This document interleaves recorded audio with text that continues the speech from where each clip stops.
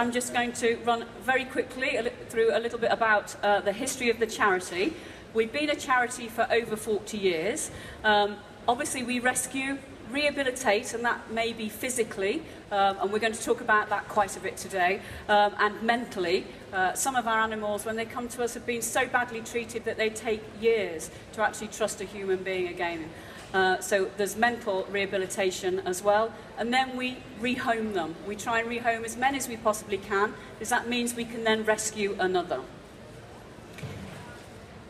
So our primary aim is to help the animals, help the horses, ponies and donkeys, but we're actually based in Leeds, so we actually have a very good city location, and we actually give the opportunity for people who wouldn't normally meet horses and ponies the chance to do that.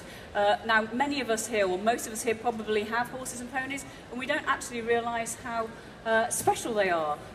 Hope Pastures does a lot of work with a lot of therapeutic work with special needs children, with schools, using the horses and ponies that we have on site as therapy and calm influences on the people that we deal with.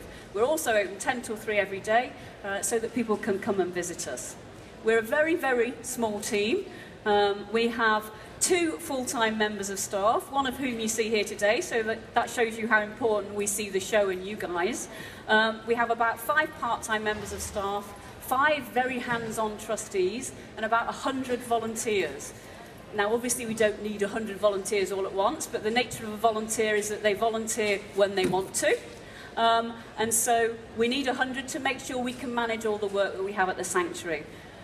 So although we are very small, and Sophie and I have joked a couple of times to say that if we were a pony, we'd probably rescue us. That's how small we are and how lean we are.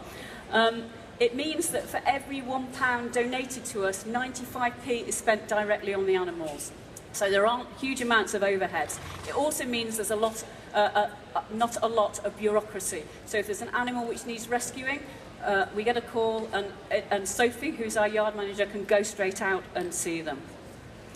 We have about 30 animals on site, and we're responsible for over 100 out and about that we've rehomed into forever homes, which we feel is the ideal end to the rescuing process. We're not a sanctuary full of pets. It's not a spa day out for horses. We have about 12 permanent residents. They all have a job. Some of them are adoption stars, and they actually are there all the time for people and children particularly who adopt them to come and visit. Some of them go out on visits. We go to old people's homes, we go to schools, we even go and stand in concrete jungles in front of supermarkets, and we've got some very patient tiny ponies that do that. And then we've got some even more patient ponies who stand for hours and hours and hours on end to be groomed by small children who wouldn't normally have the opportunity to meet the animals. So the permanent residents do a very good job of helping with the fundraising and the support for the sanctuary. The other animals that are there at the time are available for rehoming, so that makes up the bulk of our 30. So let's just move on to the actual process of rescuing and rehoming. When we're rescuing an animal, we'll get some sort of a welfare call. Now, that might be via email, it might be by phone, and increasingly, I think I'd have to say, via Facebook. So a massive increase in messages and contact via Facebook, people worried about animals that are local to them. We can get up to about 5 calls a day. And clearly we can't take 5 calls a day, so there's a massive management issue in making sure that we're able to work out which are the ones that are a priority and make sure we can help those. Calls can be from members of the public, they can be from landowners, and I'm not talking like massive estates here, I'm talking about people who might just have a verge next to their garden and someone's dumped a pony on it. So calls can be from pretty much anybody. What we do is we assess them from the call, and then Sophie or one of her team will go out and they will look at the body condition, the weight, the state of the animals, what their coat's like, look at their hooves and their current living conditions. And if it's an urgent situation, they will call in the RSPCA. We're not able to just take an animal. That's not as part of our charitable purpose, we're not allowed to do that.